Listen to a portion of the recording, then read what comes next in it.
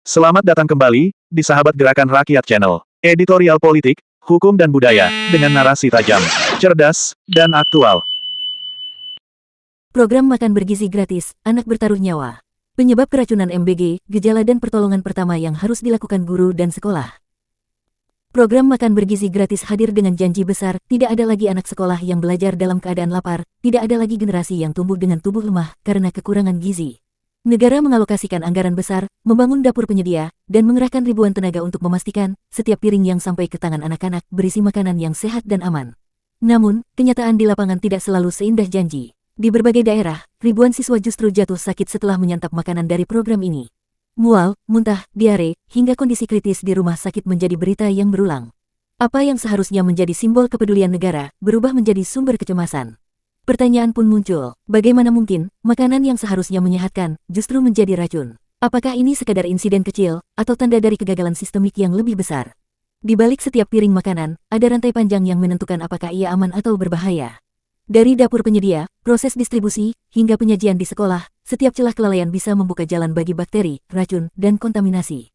Dan ketika ribuan anak menjadi korban, kita tidak lagi bicara soal kesalahan teknis, melainkan soal hak asasi manusia yang dilanggar. Anak-anak berhak atas makanan yang aman. Orang tua berhak percaya bahwa negara tidak akan meracuni anak mereka dengan program yang dibiayai pajak rakyat. Dalam video ini, kita akan membedah secara tuntas ciri-ciri makanan yang beracun, penyebab ilmiah keracunan, gejala yang harus diwaspadai, serta langkah pertolongan pertama yang wajib dilakukan guru dan pihak sekolah. Semua akan dijelaskan dengan bahasa sederhana, berdasarkan data ilmiah dan bukti yang bisa dipertanggungjawabkan. Anda akan melihat bagaimana masalah ini bukan sekadar soal dapur yang kotor, tetapi soal sistem yang rapuh dan bagaimana langkah kecil di sekolah bisa menyelamatkan nyawa. Karena itu, kami mengajak Anda untuk menonton video ini sampai akhir. Setiap bagian saling terhubung, dari tanda-tanda awal makanan yang tidak aman, hingga strategi pertolongan pertama yang bisa membuat perbedaan antara selamat dan bahaya. Jika Anda berhenti di tengah, Anda hanya akan melihat potongan masalah. Tapi jika Anda bertahan hingga selesai, Anda akan memahami gambaran utuh, mengapa kasus ini terjadi, apa yang bisa dilakukan, dan bagaimana kita semua bisa berperan mencegah tragedi serupa. Dan jika Anda merasa isu ini penting, jangan ragu untuk menekan tombol like, agar algoritma tahu bahwa topik ini relevan. Tinggalkan komentar untuk berbagi pandangan atau pengalaman, karena suara Anda bisa memberi kekuatan bagi korban yang merasa sendirian. Bagikan video ini agar semakin banyak orang sadar, dan tekan tombol subscribe agar Anda tidak ketinggalan analisis kritis lain yang berbasis data dan berpihak pada kepentingan publik. Terima kasih sudah memilih untuk mendengarkan. Mari kita mulai perjalanan ini, bukan sekadar untuk tahu, tetapi untuk peduli, dan untuk memastikan bahwa setiap piring makanan benar-benar menjadi sumber kesehatan, bukan sumber penyakit.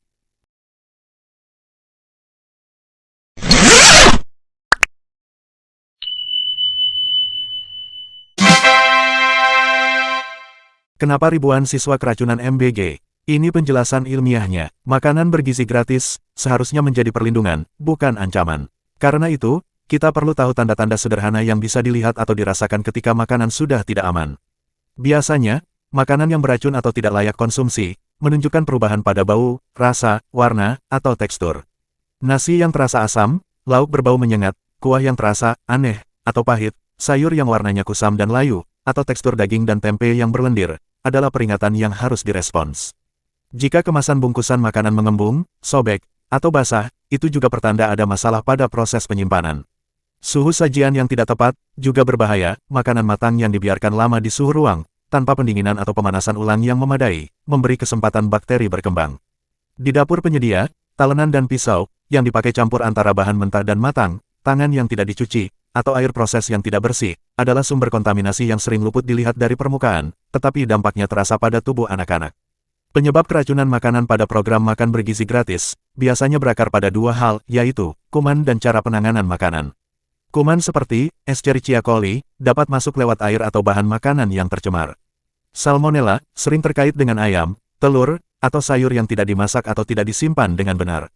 Staphylococcus aureus, menghasilkan toksin di makanan yang dimasak, lalu dibiarkan hangat terlalu lama. Toksin ini tahan panas, jadi meski dipanaskan ulang, toksinnya bisa tetap ada. Bacillus cereus lazim ditemukan pada nasi atau mie yang didiamkan di suhu ruang, dan kemudian dipanaskan ulang asal-asalan. Ia memicu muntah cepat atau diare, tergantung jenis toksinnya. Clostridium perfringens tumbuh pada porsi masak besar, seperti lauk daging yang didinginkan lambat, atau disimpan di wadah tebal tanpa cukup pendinginan. Gejalanya berupa diare dan kram, beberapa jam setelah makan. Di luar kuman, air yang dipakai memasak atau mencuci bahan bisa membawa coliform dan kotoran mikroba lain, bahkan logam berat jika sumber air tercemar. Lintas kontaminasi terjadi saat bahan mentah menyentuh bahan matang, atau saat pekerja menyentuh makanan tanpa mencuci tangan setelah toilet. Rantai ini sederhana, tetapi bila diabaikan, risikonya menjadi massal. Gejala keracunan makanan pada anak biasanya muncul cepat, antara setengah jam hingga 1 hari setelah makan, tergantung jenis kuman dan toksin. Pola yang paling sering adalah mual, muntah, perut mulas, diare berair, pusing, meriang, dan lemas. Untuk Staphylococcus aureus, muntah dapat muncul sangat cepat, bahkan dalam hitungan jam pertama, sering disertai mual hebat. Bacillus cereus punya 2 tipe, satu yang memicu muntah cepat setelah konsumsi nasi atau mie yang tidak disimpan baik, dan satu lagi yang memicu diare beberapa jam kemudian. Clostridium perfringens cenderung menimbulkan diare dan kram tanpa muntah berat, dengan onset sekitar 6-12 jam. Salmonella dan E. coli sering menimbulkan demam, diare yang bisa lebih lama, dan rasa sakit perut yang signifikan. Satu hal yang tidak boleh diabaikan adalah tanda dehidrasi, mulut dan bibir kering, jarang atau sedikit buang air kecil, air kencing pekat dan berwarna gelap, mata cekung, anak sangat lemas atau mengantuk. Pada anak, dehidrasi bisa berkembang cepat karena tubuh mereka lebih kecil, cairan yang keluar lewat muntah dan diare lebih cepat menguras cadangan. Jika ada darah pada muntahan atau tinja, demam tinggi yang menetap, nyeri perut sangat hebat, anak tidak bisa minum karena muntah terus-menerus, atau anak tampak kebingungan dan sangat lemah, itu adalah tanda bahaya yang memerlukan pertolongan medis segera. Di sekolah, guru adalah garda depan yang menentukan apakah situasi bisa dikendalikan atau tidak.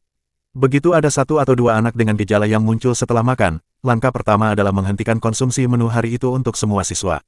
Jangan biarkan yang lain menyelesaikan porsi mereka. Sisa makanan jangan dibuang, simpan dalam wadah tertutup, beri label waktu, kelas, dan menu, karena sampel ini krusial untuk pemeriksaan puskesmas atau dinas kesehatan.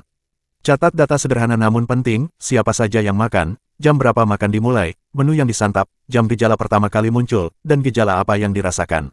Buat daftar nama per kelas, agar pelacakan cepat. Jika makanan datang dalam beberapa gelombang, catat gelombangnya, informasi ini membantu menentukan di mana rantai distribusi bermasalah. Pertolongan pertama berfokus pada 3 hal, mencegah aspirasi saat muntah, mencegah dehidrasi, dan memilah mana yang harus segera dirujuk. Untuk anak yang muntah, posisikan duduk condong ke depan atau miring ke kiri atau kanan, agar muntahan tidak masuk ke saluran napas. Jangan baringkan telentang anak yang muntah. Tenangkan mereka, jangan dipaksa makan. Untuk cairan, berikan air putih bersih atau larutan rehidrasi oral, seperti Oralit, sedikit demi sedikit, misalnya beberapa sendok tiap beberapa menit. Strategi, sedikit tapi sering, lebih efektif daripada memaksa minum banyak sekaligus. Setelah muntah mulai mereda, cairan bisa ditambah perlahan. Hindari minuman bersoda, minuman sangat manis, atau susu, saat fase muntah aktif, karena dapat memperberat gejala pada sebagian anak. Jika sekolah memiliki Oralit, siapkan sesuai petunjuk pada sachet dan gunakan air matang atau air dalam kemasan yang aman. Bila anak tidak mampu minum, tampak sangat lemas, atau bibirnya sangat kering, jangan menunda rujukan, cairan intravena mungkin dibutuhkan dan hanya bisa diberikan di fasilitas kesehatan. Guru juga perlu menerapkan triase sederhana. Anak yang masih bisa minum, gejalanya ringan, dan tidak demam tinggi, bisa ditangani sementara di ruang UKS dengan pemantauan. Anak dengan muntah atau diare yang sangat sering, demam tinggi, darah pada tinja, nyeri perut yang tidak biasa, atau tanda dehidrasi, harus didahulukan untuk dibawa ke puskesmas atau rumah sakit. Jangan memberikan obat anti diare kepada anak, tanpa petunjuk tenaga kesehatan, karena beberapa obat dapat menahan toksin di usus dan memperburuk keadaan, atau tidak cocok untuk anak.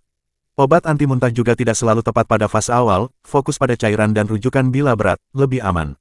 Jika ada anak yang tampak menggigil, sangat mengantuk, atau sulit diajak komunikasi, anggap itu tanda bahaya. Setelah pertolongan pertama dimulai, segera berkoordinasi dengan puskesmas atau dinas kesehatan. Jelaskan berapa anak yang terlibat, gejala dominan, waktu makan, dan tindakan yang sudah dilakukan. Petugas kesehatan akan memutuskan apakah perlu investigasi kejadian luar biasa, pengambilan sampel makanan, atau dukungan tenaga di lokasi.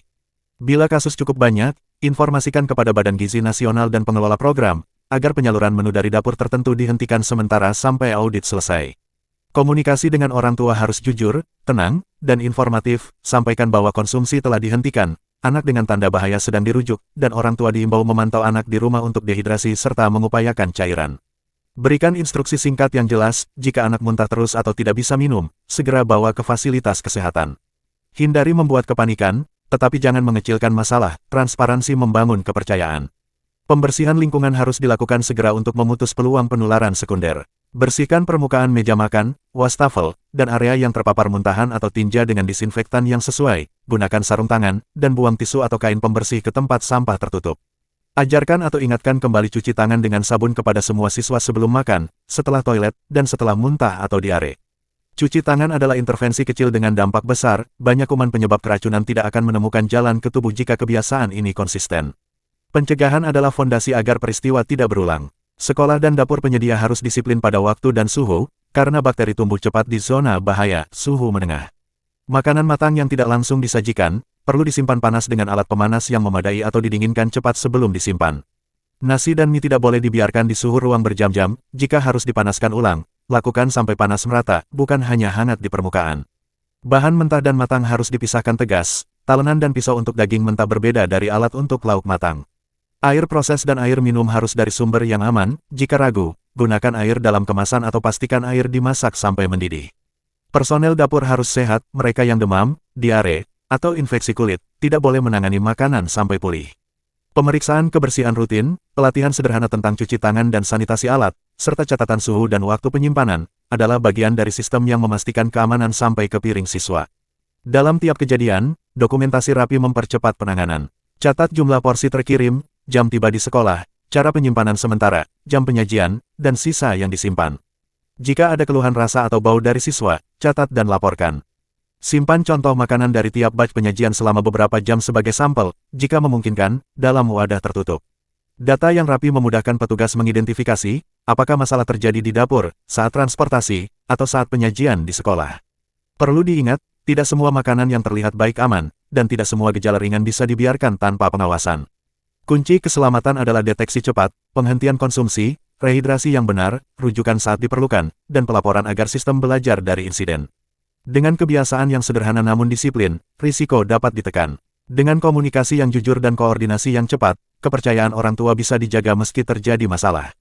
Dan dengan tindakan berdasarkan bukti, sekolah dapat menjadi benteng pertama yang melindungi anak-anak dari bahaya yang tidak terlihat di atas piring. Jika pada akhirnya, investigasi menyimpulkan adanya kelalaian di mata rantai produksi atau distribusi, langkah administratif seperti penghentian sementara dapur penyedia, audit proses, dan perbaikan SOP, harus dilakukan tanpa kompromi. Program makan bergizi gratis hanya bermakna jika aman. Anak-anak belajar terbaik saat mereka sehat, dan kesehatan dimulai dari makanan yang ditangani dengan benar. Guru, petugas sekolah, dan penyedia makanan memiliki peran masing-masing, tetapi tujuan mereka sama, memastikan tidak ada porsi yang berubah menjadi risiko.